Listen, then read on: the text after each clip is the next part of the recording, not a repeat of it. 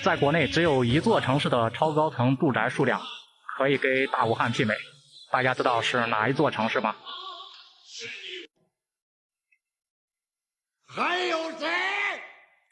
放眼望去，全是超高层住宅，密密麻麻呀。大家好，我是嘉哥，我们现在在武汉的白沙洲这边，没错，就是那个素有武汉伊拉克之称的白沙洲。因为咱们前段时间拍了一个钟家村某阳那边的超高层住宅，引发了很多人的热议，很多人都会非常好奇，为什么武汉这些年这么热衷于建高层建筑，特别是咱们面前这种50层、60层的超高层建筑，很多外地人来到武汉都会惊叹，武汉的高层住宅数量怎么比北上广深还要多？所以说我们今天就来到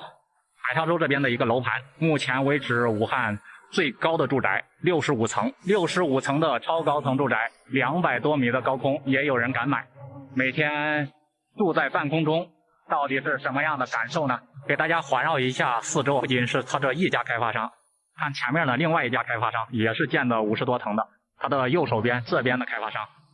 这边基本上没有低的住宅呀，都是往40层、50层往上面盖呀，盖得越高越好，密密麻麻，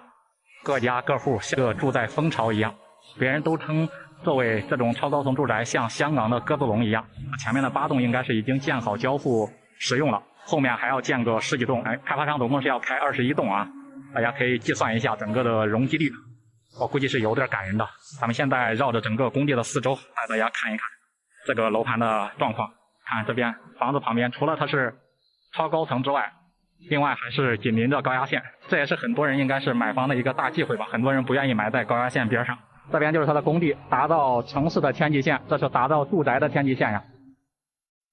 工地里面还是动静蛮大的啊，咱们还看到蛮多工人在里面施工的。因为前段时间传出来这个新力城停工了，也是引发了很多买房业主的一个担忧。但是现在别人已经复工复产，也不用睡不着觉，不用每天提心吊胆了，在新力城买房的。看这一栋栋万丈高楼拔地而起，这雕基这怎么上去的呀？这么高，200多米的高空，我很好奇这地上的水和地上的泥巴都是哪儿来的？也没有下雨呀，这难道地下渗透过来了？周边的环境道路就是这样的，前面的路上各种大货车川流不息，来到这个位置基本上要么就是听噪音，要么就是各种吃土啊。